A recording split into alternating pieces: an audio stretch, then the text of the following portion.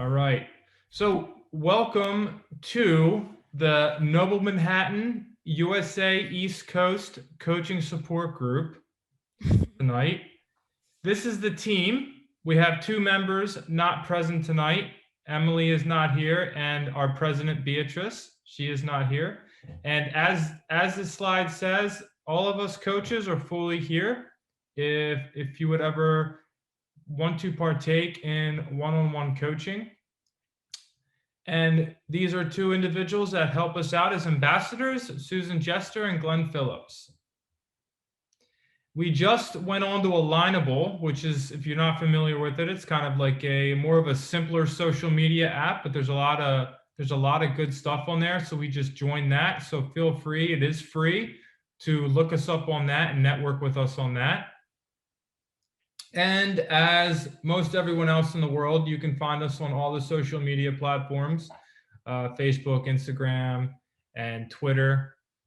And we have volunteer positions available for social media outreach. We're always looking for help with that because it's almost like every single social media platform is a full-time job in itself.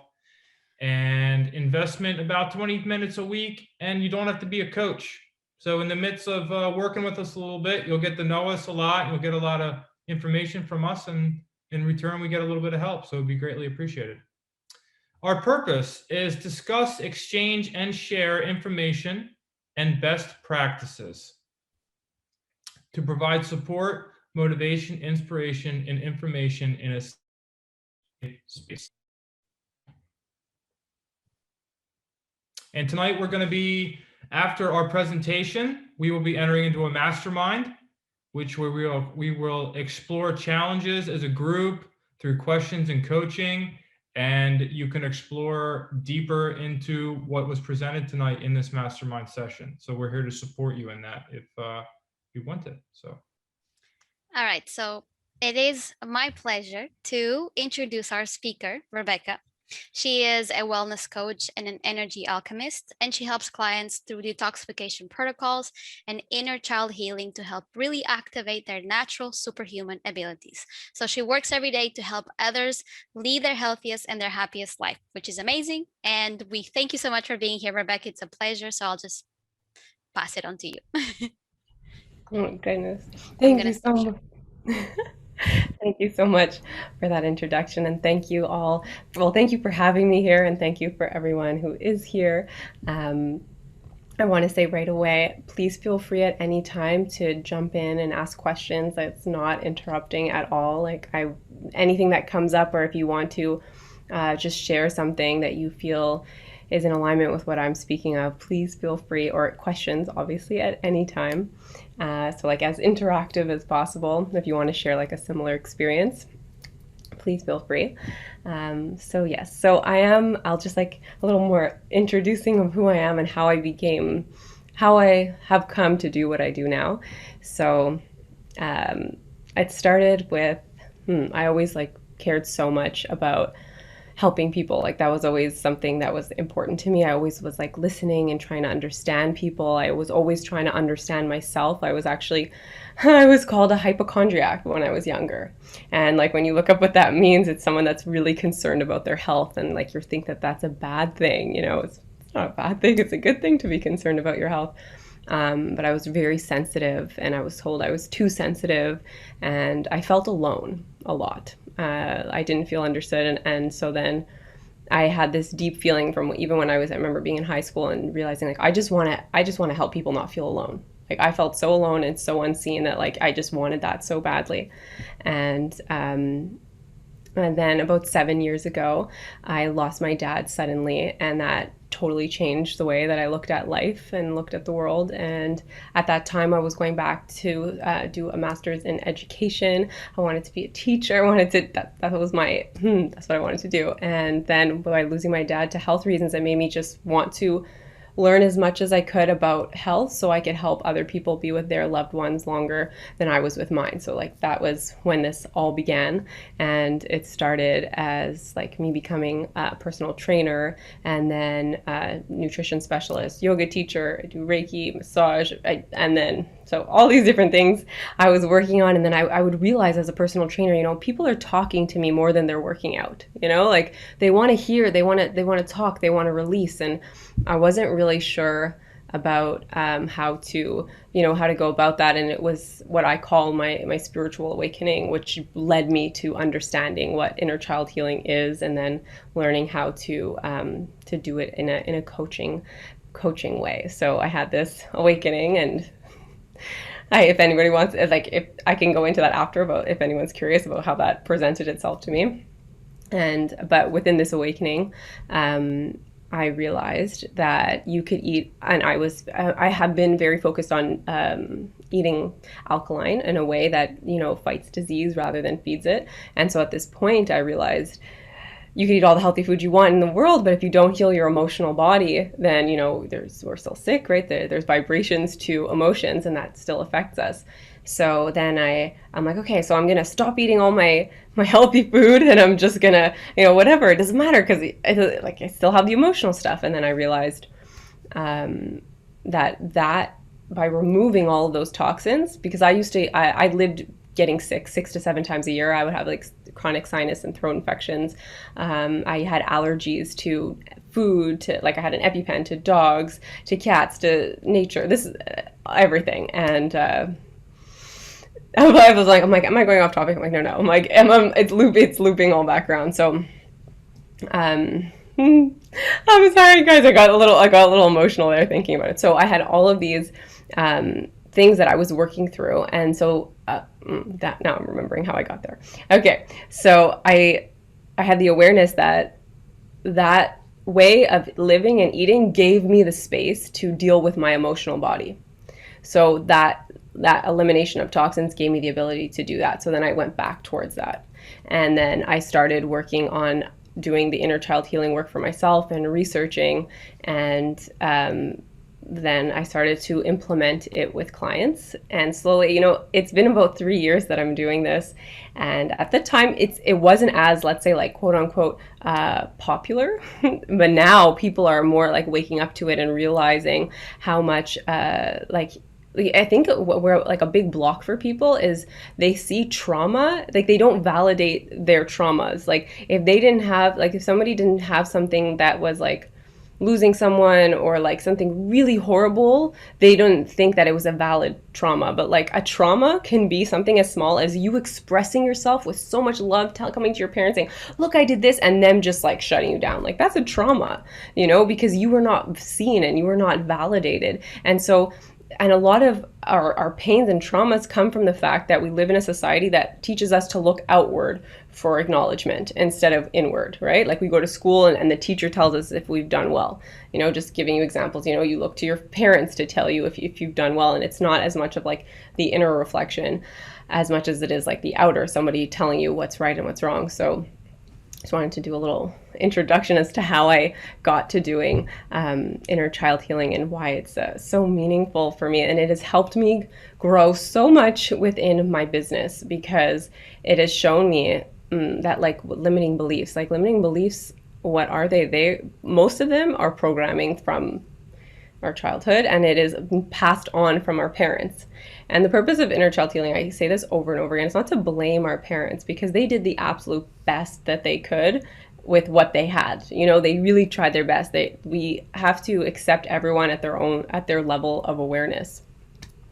So I'm a very emotional person, so sometimes I get a little too emotional and then I just take a pause. Yes. So like, just to give you an example, like one of my limiting beliefs was that I couldn't do public speaking, that I couldn't speak like this. And through inner child healing is really getting to know yourself. And I incorporate like astrology, like understanding your birth chart and understanding your human design, which is your energy type. So when I work with clients or anyone, if it's a friend and they're going through something, I say, let's work with your energy, because to my understanding, to my belief, we chose the time that we were born. We chose our parents. We chose this exact experience so that we could come into the world and with the exact opposite intention of our soul's true purpose, so that we could feel so uncomfortable in that, so that it would propel us into becoming who we're meant to be. So there's purpose for every painful experience that we've gone through, because we are meant to find who we are, right? And we can find that through inner child healing and doing that like reflexive work and diving back into our childhood. So what I want to circle back to is the limiting belief I couldn't do these types of speaking, like this type of engagement.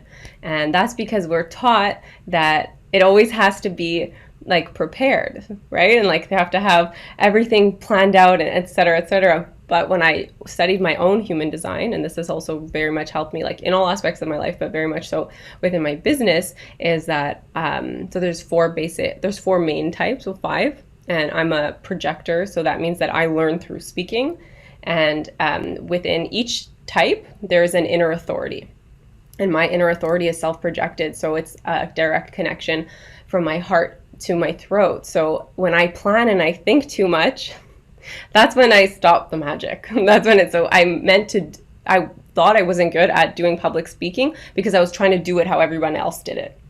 And I'm supposed to do it the way that makes sense for me, the way that works within my energy type. And my energy type is just to speak from my heart. So that is also an aspect that I encourage everyone to look at when they're going through that inner child healing journey. If you're open to it, I'm not saying not everybody will be open to it, but if you're open to it, to look up your human design, which is on the Jovian archive.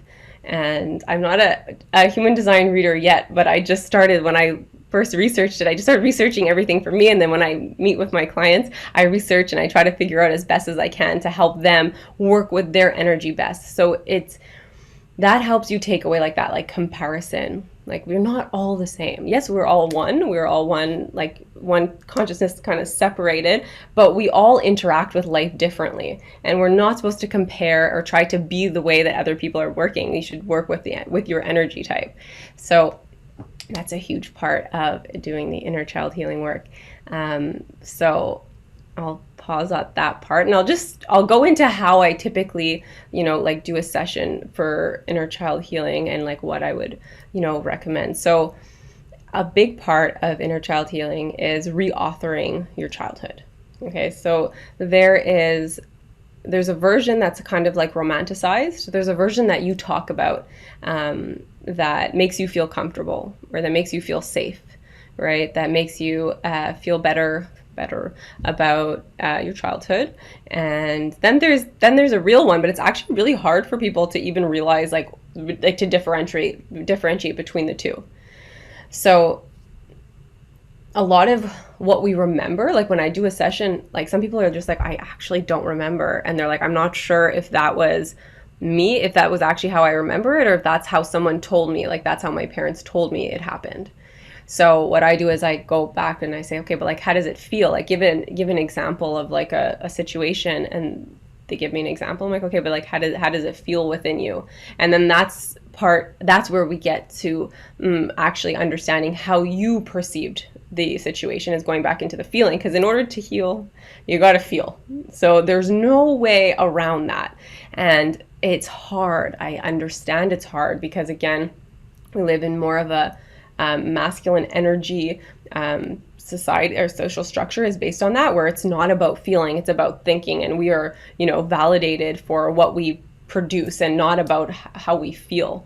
So we actually have to go into that feeling and be okay with it. And I think that is hard for people, because we can be very afraid of our emotions, because we can sometimes fear that we can't pull ourselves out, like that we may not be able to come out of a hard space. So something that I encourage all those I work with, and then my friends, my family, everyone, is whenever you feel an emotion, feel it. Like if you push it aside, it stays stored in the body. It's a vibration and those emotions can make you physically sick. They can manifest in organs. And yes, we can use food to help us release, but that's just one aspect, right? It's all combined. It's the emotional body, it's the physical and the spiritual, right? But the mind it's all connected. So you feel something, don't push it aside. If you're angry, allow yourself to be angry. I think that's something that can be really hard for women, is allowing the space to be angry, because it's not necessarily something that has been not allowed. It's just we're almost like we're raised like, be polite, be good, be a good girl, not necessarily taught to be a woman, but be a good girl, be polite, be all these things. But it is human to have anger and to have frustration, all things like that. So we feel it. So you feel everything. You allow yourself the space to do so. And then you move into, okay, what was this teaching me? Because inner child healing is having the awareness that everything in life is happening for you, not to you.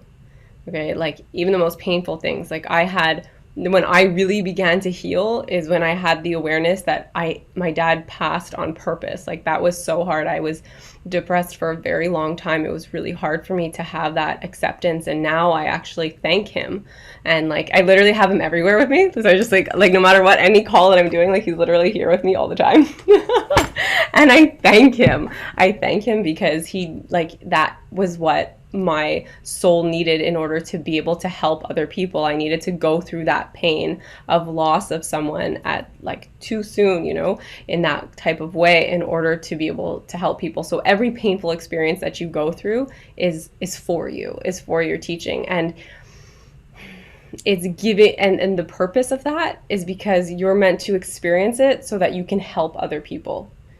So we're meant to share, and that is also part of that feminine energy that has been lacking for so long. So the feminine energy of feeling, and then sharing and being open and vulnerable and being comfortable. Like, I want to ask, like, is there anyone here that feels uncomfortable being vulnerable? Or do you feel, feeling uncomfortable being vulnerable? It depends on the situation, right? It depends on the environment when you can feel vulnerable, right? Like, I mean, not every environment lets you be vulnerable. I discovered this with my son today. He was in a music class and I watched him and he felt overwhelmed and he started crying. And I feel like it's perfectly fine that he's crying, but everybody tries to talk him out of it. So I don't know what the right thing is. So I'm so happy you shared that. Thank you so much for sharing it. So I think that's like that's a perfect example of like why we don't know as adults how to self-soothe. Because if we, in a social situation, like it's like as a parent, you instinctively knew, let him have his emotion, but everyone else is uncomfortable with it. Yes. That's okay. That's okay. Like we're supposed to be uncomfortable. Uncomfortable is where there is growth. There is no growth in comfort. Like that means that if he's showing his emotions, that discomfort with those other people is because they have emotion that they haven't expressed. And let him be the beautiful example of what it is to be vulnerable and to be a male. Yeah, it's totally fine. Yeah. I love that. And even my own, like part of my own healing has realizing the times where like my mother would be like, no, not here, not here. So then when, and even still till today. And I'm so grateful because my situation, again, I've had another trauma that has been allowed me to grow so much. I was in a 7-year-long relationship. I moved to Costa Rica to go get married and have children with this person, and it's like they Jekyll Hyde me and they were a totally different person, and I had to move back here, and while I find another place to live on my own, I'm staying with my mother, and I'm getting all of these triggers that are teaching me how to heal again. And still, like, so as I'm going through these challenging situations of like uncoupling from this relationship of someone I thought was my soulmate, 7 years we were together, and she's like, oh, it won't be so hard tomorrow, let it go, let it go. And then I have to, so part of the healing is learning your boundaries. I didn't know how to have boundaries before, and it would be something where I would just, I just wanted to make my mom happy because I wanted love. I'm going to go into that about the inner child healing, how we address our parents, how we can have different attachment styles in that way. And so because I've worked on my boundaries in that moment, I was able to tell her, no, mommy, I'm like, no. I'm like, that's not, I'm like, if you really want to help me, that's not how you're going to help me. How I move through emotion is by addressing it and then finding the meaning. So please don't tell me no, not to have the emotion. Please say, feel it. And then what did that teach you? So we learn, yeah. Sorry, go ahead. No. Like, so you say feel it, because it's very hard for me how to respond to a seven-year-old and to make him aware of what he's feeling, because he's learning what he's feeling, right? Like, he hasn't experienced certain situations before. So how to avoid trauma? How do you guide someone through it? So with children, I would say you ask them questions about how they feel it and where they feel it. Okay. And then you give them like an outlet, like whether it be drawing or anything, like how does it feel? Give them a safe space to, it's like almost like give them a form of meditation. Like give them a space to heal on their own, because I don't feel like you as a parent or any parent has to have the exact right answer, because only they have the right answer. And even though they're a child, I do believe that through that just calming work of doing something like drawing or singing or dancing, that they will find that answer. It's not all of find it. I'm not giving it to them. No, you just they need to find it. Hold space. Yeah, you just hold space. Yeah, you just give them the space by loving them, like showing them unconditional love, and like, so no judgment. It's just you have the space. You're allowed to feel whatever you need to feel. You know, as long as they're not physically harming someone else, then, you know, it's, and I think it can be also more challenging for sons, for males, right? Because it's a little bit like, we're now finally allowing males to have the space to have their emotions, and I truly believe that is what's going to make a whole new reality for our planet. So, but does that then avoid trauma? No, trauma is on purpose. Trauma is not bad. We don't avoid trauma. But for future implanting, like if I guide him, hold space, and will that not hurt the inner child in that sense? Exactly. It will teach him how to deal with all those situations as they come on his own. He'll learn how to, you know, like what's it called? The Ferber method, like how you teach a baby, right? It's like that. But you know what I mean? It's that same kind of thing. Allow them to figure it out, because why do most people like have anxiety and all these things? We haven't learned how to regulate and create that homeostasis, find that balance within ourselves. So okay. No, go ahead. No, oh good. That's perfect. So yeah, giving the children the space to do that, to like explore within and figure out how they want to deal with their emotional body, again, because we don't live, even if you're their parent, you are not them, and how they interact with life is specific to them. Their purpose on this planet, even if you are blood, is still different from the parent. It's still their own, so it's their own unique experience. So if you just give the space, that means that you're not imposing your views of reality onto them and how they should digest what's happening. You let them choose how they digest what's happening, rather than put our lens on it, right? So that's a big part of the inner child healing, is uncoupling our parents' lenses from our own, you know, like what they believed was right versus what we believe is right. Because a lot of the time we do that just because we love them, you know, and we come from them and we value them because they brought us into this world. And so we have to learn how to really see them for who they are and understand them. So that's another aspect of the inner child healing, is getting to know your parents and their childhood. So that's another. So take the time, ask them questions, and that'll also help to forgive. So a big chunk of inner child healing is forgiveness, is offering forgiveness even without an apology. It's a forgiveness to your parents, but anybody in your life that treated you unfairly or caused you harm or hurt you in any way. So that is a huge part, and that can be really hard. I know that when I began this journey, and then, so for me, what I realized, a lot of the times the relationship styles with parents, there's usually one parent more like narcissistic tendencies, and like, just because it doesn't mean that just because they have those tendencies doesn't mean they're a bad person. It just means like narcissism usually breeds from a fear of abandonment. So if the child was left or wasn't acknowledged for whatever reason, then that will breed those types of tendencies. And then what that will breed within the children will either be codependency or, again, narcissism. Because it's like, for me, I became codependent because I just wanted love. And so I just did whatever it was that would give me love. You know, for my mom, like an example would be like, you know, she would tell me, oh, you know, I get you things and not your sister because you don't ask. So I learned not to ask for things. That taught me not to ask for things to receive love. And I only understood this by reauthoring my childhood. So reauthoring, I know I'm going back and forth, but the whole process of where I really recommend starting is reauthor. So you can write it out, you can do walking meditations and talk it out, but really walk yourself through your childhood from, like, I break it down into like your earliest memories, which are usually around 3 until elementary school, focus there, and then go to high school, and then just continue going in like those like maybe like 10-year blocks of time. And at each point, witness yourself and witness your parents and witness how their beliefs affected how you understood the world.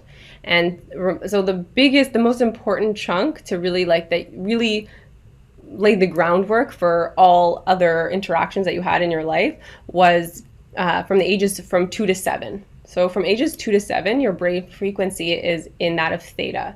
That's the vibration. And that vibration is very similar to when you first wake up.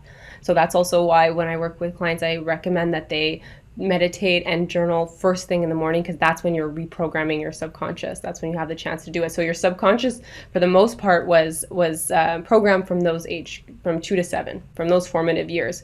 So a lot of how we respond to the world is based on that. So that is what what a lot of that is not even you. It's just what your parents told you life was. So a lot of resistance that we have with things, limiting beliefs, is because we're not acting in alignment with who we really are, but who our programming, what the programming is. And it seems like a hard thing to shift, but it's really not. So programming is just like neural networks within your brain that are like used to firing together, that it's just easy, you know, it's autopilot. So inner child healing is coming out of that autopilot. So it is work. It is still work. It's not like it just happens overnight. You have to note it down. So another step. So we talked about reauthoring the childhood and through the stages. And then the next thing that I would get into are triggers. So, I just looked up at the time and I realized I had talked for a long time. Okay, I'm gonna try to. Okay. So our triggers. Oh, are you gonna say something? I'm just gonna say it's fine. Okay. Thank you. It's interactive anyway, so it's completely fine. Okay, if anyone wants to like ask questions to Becky at any point in time, just please do interrupt her, because that's part of the process anyway. Yes, please. So triggers. So anytime that you get triggered, basically meaning you get frustrated or you get into this, like, instead of having a response, you have a reaction. Like, we want to learn how to respond rather than react. Because yes, like I said before, emotions are so important. We need to feel, but we also have to have the awareness that we are not our emotions and we are not our thoughts. We are the observer of both.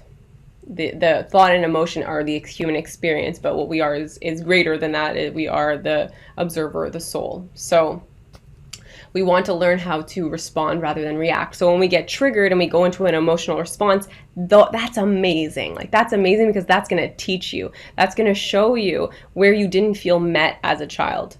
So if you didn't feel heard or feel seen, most likely you're going to get triggered when you meet people who do that same type of thing that your parents did. So what we do, every time that we get triggered, we write it out. We write out what the trigger was. We write out how we responded, and we write out how we reacted and how we would want to respond. That's more in alignment with who we are. So I'll go back and use that example that I had with my mother, where I was sitting there and I just wanted, I just wanted to feel seen. Like, I was so sad and I just wanted to feel seen. And there she was saying, "Oh, forget it. You know, they don't matter. That doesn't matter." And the thing is that was her just trying to soothe me. You know, she was trying her best. And in the past, I could have gotten really angry, or I could have just gone into like, okay, I could have just like tries to appease her ego, but no, I have created boundaries, and I'll explain that. That's the next thing that I'll talk about a little bit more. And then I've created boundaries, so I was able to speak from my heart, and I didn't allow the trigger to go into a reaction rather than a response. So instead, I said, "That's not how I heal." I asked her, I'm like, "Do you want to help me? Do you want to help me heal? Like, do you want to be part of this healing process I'm going through?" And she said, yes. I'm like, okay, so how that works for me, how I best move through emotion is by you allowing me the space to do so. And then you can ask me, or I'll ask myself, what did that teach me? So that next part that I want to talk about is boundaries. So a boundary is just you knowing yourself and being so confident and comfortable and happy with whatever that means. Like a boundary could be like, I like cats and you like dogs. Like a boundary is not you putting a wall between someone. It's just knowing what is important to you and not wavering and going into people pleasing and other forms of things like that. People pleasing, that was something that I've worked very hard on letting go of the people pleasing. So knowing your boundaries, so that there, I could use that example again. Like I could have just people pleased like I did with her my whole life. My whole life I pleased her because I just wanted love. And now that I'm giving myself that love and I'm not looking for it from anyone else, I was able to say to her and not be afraid that she was going to reject me when I asked for her to just hold the space for me. And like in the past, I was not able to do that at all. There was no way. Like, and another example, how she used to tell me, I get things because I don't ask. Well, now I'm asking her for things, and she's just like, so you're asking me? And I'm like, well, mommy, I'm like, if you don't ask, I'm like, you can say no. I can still ask. I could still ask for something, and that makes her uncomfortable. And before, it used to make me so uncomfortable to see my mom not approving of me that I wouldn't do it at all. But then I wasn't living my whole true self. So, reauthoring, writing out your triggers, how you reacted and how you'd like to respond, and really getting to know yourself and creating healthy boundaries. So that also ties into what I was speaking of before, which is like understanding, like reading your birth chart or your human design and understanding yourself better. Because, a lot of the time people are like, oh, you're too like this. Oh, you're too like this. No, you are perfect.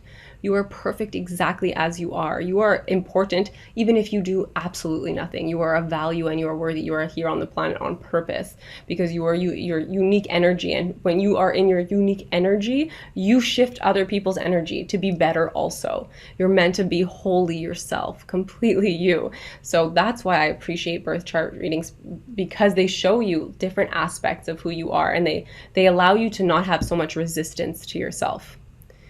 They allow that space for you to be welcoming all different parts of you, even the darker parts. So that's another part. There's so many parts to it. There's not everything is sunshine, butterflies, and rainbows. Like we have like darker aspects of ourselves, and that's good too. You're embracing them all and not letting them take over, but see when they can be of use and when they don't need to be. I honestly feel like I go on and on and on, but I want to open up and see if anybody has any like stories they want to share, any questions that they want to ask, or anything that has triggered them that maybe something that bothered them and they didn't like how they responded and how they would want to respond, or reacted and how they want to respond. So yes, anything.